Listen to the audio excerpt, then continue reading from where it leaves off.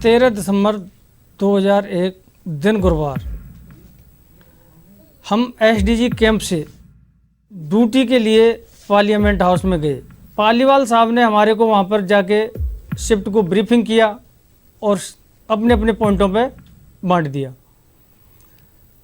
इसके बाद में आनंद झा साहब आए, सभी पॉइंटों को चेक किया और उनका भी एक पॉइंट होता है जब पीएम साहब आते हैं, उनको अपने पॉइंट की भी उन्होंने रेकी करके अंदर चले गए। उस दिन अपनी रेगुलर पार्लियामेंट ड्यूटी के लिए हमारी शिफ्ट वहाँ पहुँची थी।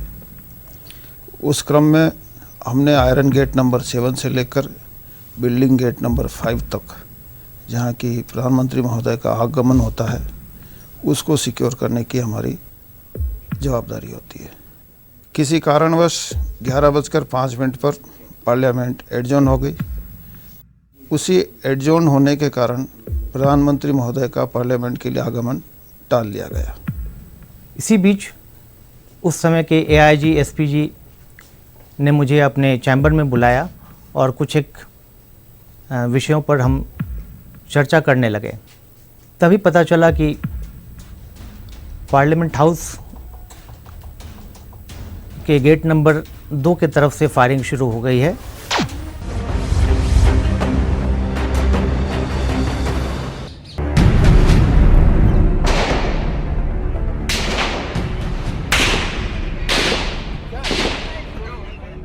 गोलियों की आवाज,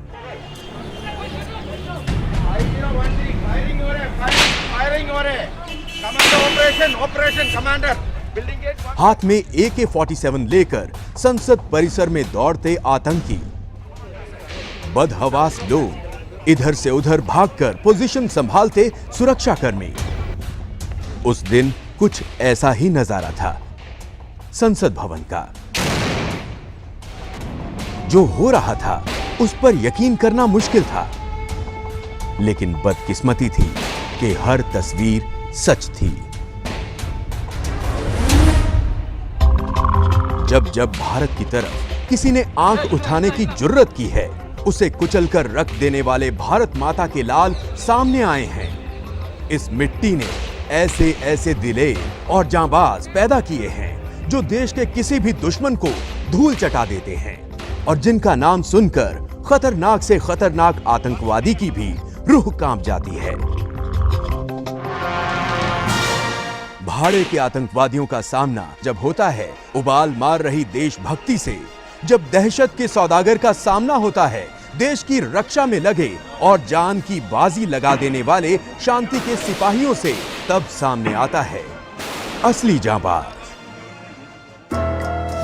कमलेश कुमारी, नानक चंद, रामपाल, ओम प्रकाश, विजेंद्र सिंह, घनश्याम, जेपी यादव, मातबर सिंह और देशराज, ये कुछ ऐसे नाम हैं जिनकी बहादुरी का हमारा लोकतंत्र हमेशा कर्जदार रहेगा।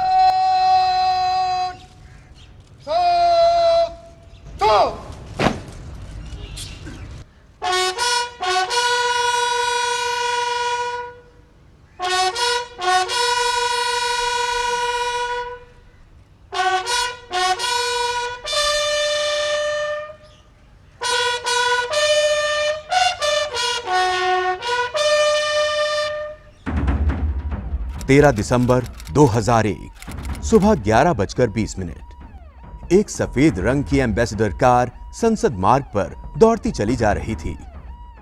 गाड़ी का नंबर था DL3 CJ 1527। घनघनाती हुई लाल बत्ती और सायरन की आवाज। उस दिन CRPF की कांस्टेबल कमलेश कुमारी संसद भवन के आयरन गेट नंबर 1 पर तैनात थी। उधर उसी वक्त लोकसभा और राज्यसभा दोनों ही स्थगित हो चुकी थीं। इसके बाद तमाम सांसद संसद भवन से बाहर निकल गए। कुछ सेंट्रल हॉल में बातचीत में मशगूल हो गए, कुछ लाइब्रेरी की तरफ बढ़ गए। कुल मिलाकर सियासी तनाव से अलग माहौल खुशनुमा ही था। उधर वहां सफेद एम्बेसडर कार विजय चौक से बाएं घूमकर संसद की तरफ बढ़ने लगी। इस बीच संसद परिसर में मौजूद सुरक्षा कर्मियों के वायरलेस सेट पर एक आवाज गूंजी। उपराष्ट्रपति कृष्णकांत घर के लिए निकलने वाले थे, इसलिए उनकी कारों के काफिले को आदेश दिया गया कि तय जगह पर खड़ी हो जाएं। ये जगह थी संसद भवन के गेट नंबर 11 के सामने। तब तक सफेद एम्बेसडर कार लोहे के दरवाजों को पार करते हुए गेट नंबर 12 तक पहुंच चुकी थी। इसी गेट से राज्यसभा के भीतर के लिए रास्ता जाता है। कार इस दरवाजे से उधर की ओर आगे बढ़ गई जहां उपराष्ट्रपति की कारों का काफिला खड़ा था। अंदर से पीएसओ हमारे थे, एसीपी साहब, उन्होंने आदेश दिया कि कारगेट तैयार कर लो, साहब चलने वाले हैं। जो ही हमने अलर्ट पोजीशन अपनी कारगेट की जो गेट नंबर 11 के सामने लगा दी, तो इतनी देर में कुछ ही टाइम उनको लग गया, वाइस प्रेसिडेंट साहब को 2-3 वो रुक गए अंदर। तो इतनी देर में एक जो है एम्बेसडर गाड़ी, जिसके जो है थोड़ा डार्क शीशे थे और ऊपर जो लाल बत्ती लगी हुई थी, वो हमारी तरफ आई। समय 11:35। एम्बेसडर की रफ्तार धीमी होने की बजाय और तेज हो गई और अचानक ये कार बाईं ओर मुड़ गई। हमने जो है ये गाड़ी कैसे इस तरफ आई, तो मैंने उसको इशारा किया कि यहाँ कहाँ गाड़ी को इधर ला रहा है, और स्पष्ट नहीं दिखाई दिया शीशे के अंदर से, थोड़े गाड़ी वो डार्क होने की वजह से। तो उसने बजाय वो गाड़ी को रोकने के, वो उसने जो है वो गाड़ी लेफ्ट दूसरी अपोजिट ड्राइवर के अपोजिट साइड में टर्न कर दी, लेफ्ट साइड में। कार पर लाल बत्ती थी, गृह मंत्रालय का स्टिकर था, तो वो बचकर क्यों भागी? जीतराम ने जोर से चिल्लाकर उस कार को रुकने के लिए कहा। वो कार आगे जाकर ठिठक गई, लेकिन वहीं इंतजार करने की बजाय उसके ड्राइवर ने कार पीछे करनी शुरू कर दी। कहाँ जा रहे हो, कहाँ जा रहे हो, हमने आवाज चिल्लाया उसको। तो एकदम से उन्होंने तेजी से रिवर्स किया। रिवर्स जो ही किया, जो वीपी साहब के अगले फ्रंट साइड में उसको उसकी बैक लगी। तो बैक लगते ही हम समझ गए कुछ ना कुछ गड़बड़ है। इसी हड़बड़ी में वो कार उपराष्ट्रपति के काफिले की मुख्य कार से टकरा गई। तो इतने में हम एकदम से भागे, उसने गाड़ी एकदम से भगाई। तो आगे जा करके हमने उसको जो है एकदम से उसकी विंडो मार डाला। इतनी देर में फौरन एक्शन करके सारी खिड़की खोल के एकदम से कमांडो वो सारे टेररिस्ट बाहर आ गए और बर्स्ट फायर शुरू कर दिया। जो ही मैं खतरा एकदम से भाग गया, भाई ये तो जो है टेररिस्ट अटैक, कोई गड़बड़ी है। तो मैंने अपना रिवॉल्वर निकाला, इतने मेरे पे उन्होंने फायर कर दिया। जवाब में उस आतंकी ने भी जीतराम पर फायर कर दिया। गोली उसके पैर में जाकर धंस गई और वो वहीं गिर गया। मैंने जो पहले 2 फायर किया, फिर वो एक उनमें से एक आदमी जो है अंदर से वायर वगैरह कुछ ऐसा निकाला, तो मैंने 2 फायर फिर उस पर किया। इस वक्त तक किसी को अंदाजा नहीं था कि संसद की सुरक्षा में कितनी बड़ी सेंध लग चुकी है। उधर कार में धमाका कर पाने में नाकाम आतंकवादियों ने ताबड़तोड़ फायरिंग शुरू कर दी। आयरन गेट नंबर 1 पर तैनात सीआरपीएफ की कांस्टेबल कमलेश कुमारी भी दौड़ते हुए वहां आ पहुंची। आतंकवादियों की गोलियों की बौछार के बीच भी कमलेश कुमारी ने जान की परवाह नहीं की। उन्होंने आतंकवादियों पर अपनी निगाह बनाए रखी। आमने सामने के लिए हथियार से भी नहीं, बिगर हथियार से, हाथ से भी हम उसको कैसे भी क्या बोलते हैं आमने सामने करके लड़ सकते हैं। लेकिन क्या है उसमें कमलेश कुमारी अपना जान को परवाह नहीं करते हुए आतंकवादी जब घुस रहे बोल के वो आगे की तरफ वो करती थी, क्यों लेडीज़ को सिर्फ उसने चेकिंग करती थी, उसके बीच में वो आगे की तरफ आ गई। तो आगे की तरफ आया तो वो लोग अंदाज जो गोली चलाए तो उसको क्या चेस्ट के ऊपर कम से कम भी 9-10 गोली लगा होगा। आजाद देश के सबसे बड़े आतंकी हमले की शुरुआत करने के बाद अब आतंकी गोलियां चलाते और हैंड ग्रेनेड फेंकते हुए गेट नंबर 1 की तरफ भागे। संसद परिसर में ताबड़तोड़ गोलियों की आवाज ने सुरक्षा कर्मियों में हड़कंप मचा दिया। उस वक्त 100 से ज्यादा सांसद मेन बिल्डिंग में ही मौजूद थे, लेकिन तब तक संसद की सुरक्षा में लगे लोग पूरी तरह हरकत में आ चुके थे। गहरे नीले रंग के सूट पहने हुए ये सुरक्षाकर्मी परिसर के भीतर और बाहर फैल गए। उस वक्त तक यह भी तय नहीं था कि आतंकी सदन के भीतर तक पहुंच गए हैं या नहीं। इसलिए तत्कालीन गृह मंत्री लाल कृष्ण आडवाणी और कैबिनेट के दिग्गज मंत्रियों को संसद भवन में ही एक खुफिया ठिकाने पर ले जाया गया। आप लोग अंदर जाइए। हर तरफ से गोलियों और हैंड ग्रेनेड दागे जाने की आवाजें आ रही थीं। ये वो वक्त था जब पहली बार सही मायने में लोगों को एहसास हुआ कि दरअसल हुआ क्या है। गेट नंबर 1 से ही तमाम मंत्री, सांसद और पत्रकार संसद भवन के भीतर जाते हैं। संसद भवन का ये गेट नंबर 1 है, जहां से अक्सर वीआईपीज आते जाते हैं। 13 दिसंबर की सुबह 5 आतंकवादी गेट नंबर 9 से होकर इसी तरफ भागते हुए आए, लेकिन यहां पर हमारे 2 सूरवीर मौजूद थे, वाईवी थापा और सुखविंदर सिंह। उन्होंने उसी समय मोर्चा संभाल लिया और गोलियां दागनी शुरू कर दी। और जैसे ही उनकी एक गोली एक आतंकवादी को लगी जिसने कमर पर बहुत से विस्फोटक बांध रखे थे, उसी समय एक जोरदार धमाका हुआ। उस आतंकवादी की मौत हो गई। काफी धुआं होने लगा और उसी धुएं का फायदा उठाकर अन्य 4 आतंकवादी यहां से गेट नंबर 12 की तरफ भाग गए। 5 उग्रवादी फायर करते और नंबर 1 गेट की तरफ पहुंच गए। वहां पर मेरी ड्यूटी थी और मेरा साथ गार्ड कमांडर वाईपी थापा था। सुखविंदर ने बोला साहब आतंकवादी आ गया इधर से, आगे से क्या करे बोला। मैं बोला ठीक है तो मैं हाथ पकड़ो, बल्कि उसको मैंने साइड में कर दिया और मैं जो पिलर था पिलर के सामने खड़ा रहा। मैंने तो अपने बाईं साइड में जाके अपना मोर्चा संभाल लिया और ये वाईपी थापा था गार्ड कमांडर, जो इसको मौका नहीं मिला बाहर निकलने का। वहाँ एक पिलर था, बहुत पुराना ईंट का पिलर था, वहाँ उसने पोजीशन ले लिया। 10 कदम का आसपास का इलाका होगा, सीढ़ी में चढ़ रहा था वो। और जब उसको मानव बम बोला था, उसके ऊपर जब फायर किया सुखविंदर और मैंने, तो लास्ट में उसको ब्लास्ट हो गया। ब्लास्ट होने के बाद वो तुरंत उसी टाइम मर गया। जले हुए बारूद और इंसानी शरीर की गंध हर तरफ फैल गई।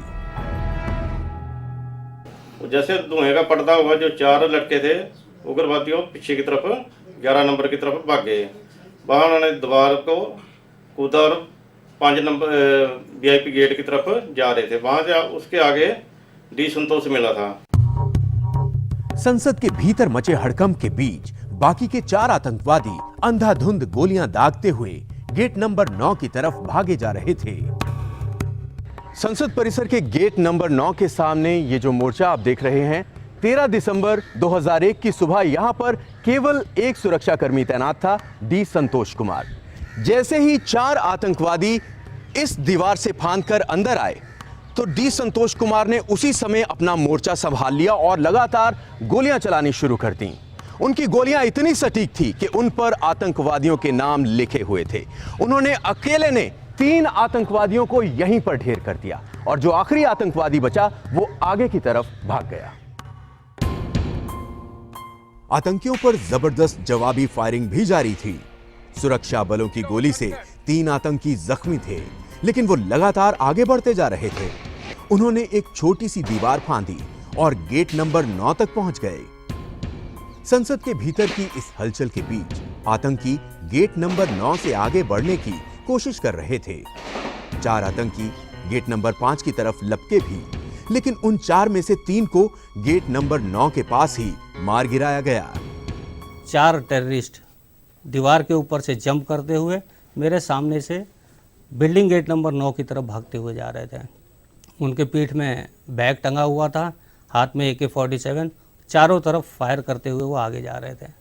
तो उस समय ही मैंने पेड़ की आड़ से पोजीशन बना के उनके ऊपर फायर किया, जो उनको नहीं लगा। इतने में वो बिल्डिंग गेट नंबर 9 की पोर्च के नीचे वहाँ पे उन्होंने पोजीशन बना लिया और आयरन गेट नंबर 5 की तरफ फायर करने लगे।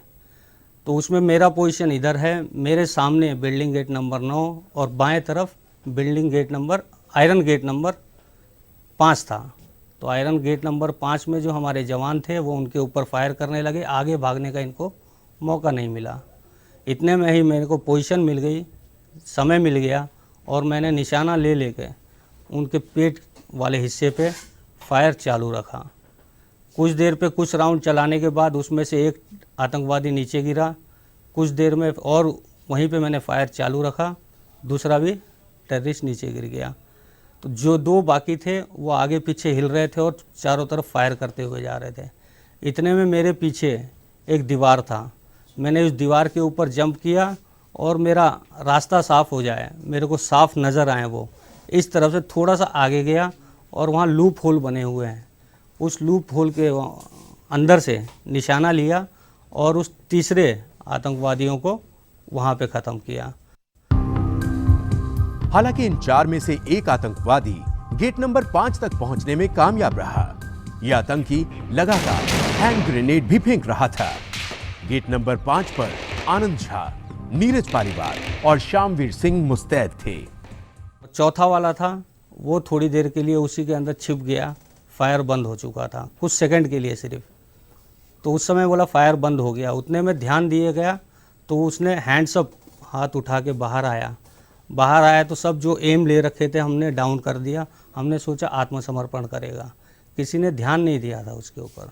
उसके हाथ में ग्रेनेड था। 2-4 कदम आगे बढ़ने के बाद उसने ग्रेनेड थ्रो किया। ग्रेनेड पोर्ट से बाहर आकर के फटा और हमारे कार्मिक उसमें घायल हो गए। इसी दौरान पोर्च में हमारा कांस्टेबल शामवीर सिंह तैनात था। उसने अपने एक पोर्च के अंदर बने हुए एक पिलर के पीछे अपनी पोजीशन ली हुई थी।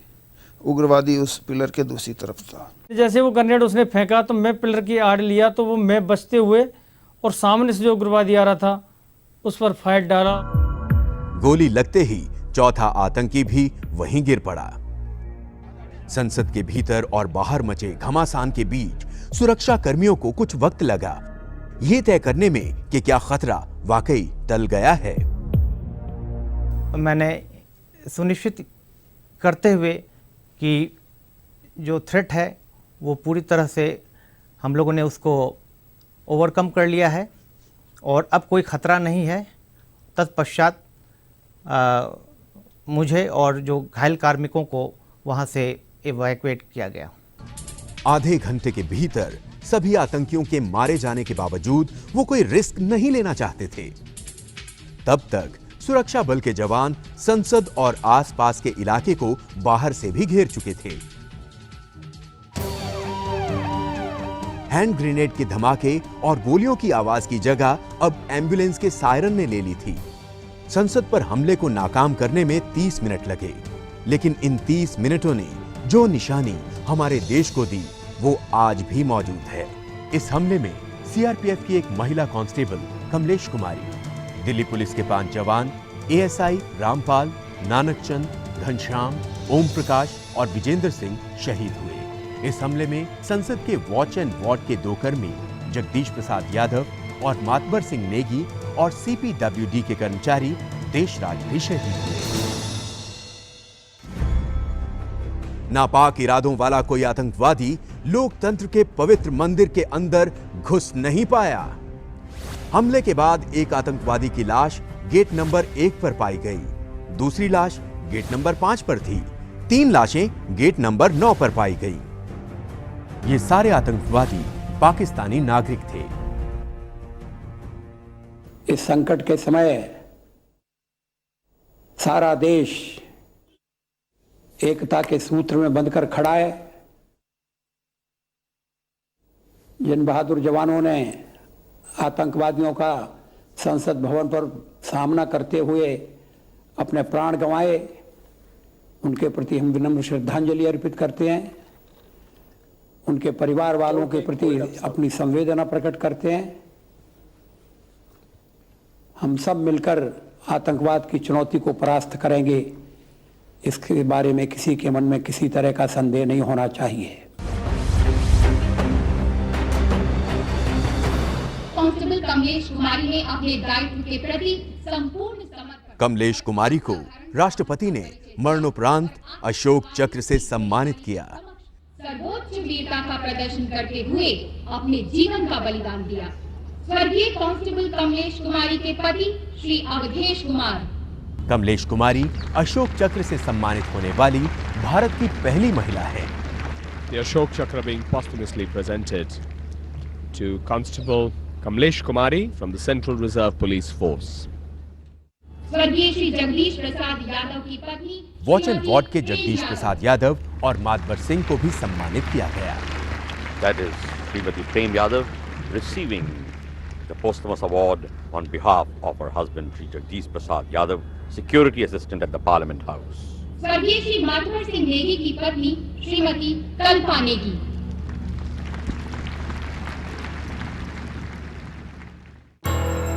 Head constable YB Thapa, constable Sukhwinder Singh, constable Shyamveer Singh और कांस्टेबल D संतोष कुमार को शौर्य चक्र से सम्मानित किया गया।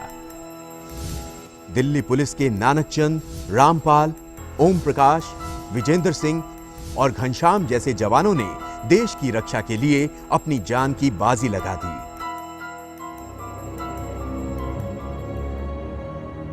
पाकिस्तानी आतंकवादियों के पास से बड़ी मात्रा में हथियारों के साथ ही 3 मोबाइल फोन और 6 सिम कार्ड भी बरामद किए गए। उनके पास से एक पर्चे पर 5 मोबाइल नंबर भी बरामद हुए। इसके साथ ही 2 दुबई के नंबर भी थे। VIP गेट पर पाए गए आतंकी की लाश के पास AK-47 राइफल और ग्रेनेड लॉन्चर पाया गया। आतंकियों के पास भारी मात्रा में विस्फोट पाए गए, जिसे NSG BDS की टीम ने डिफ्यूज किया। इस टीम ने आतंकवादियों के पास से विस्फोटक, hand grenades, rifle grenades, detonators और IEDs बरामद किए, जिसमें करीब 30 किलोग्राम विस्फोटक था। आतंकवादियों के पास से 1 किलो RDX और इलेक्ट्रॉनिक डेटोनेटर भी मिला। ये देश हम जिसकी माटी के गुण गाते नहीं थकते हैं, इस माटी की रक्षा करने वाले युद्धवीरों को शत शत नमन।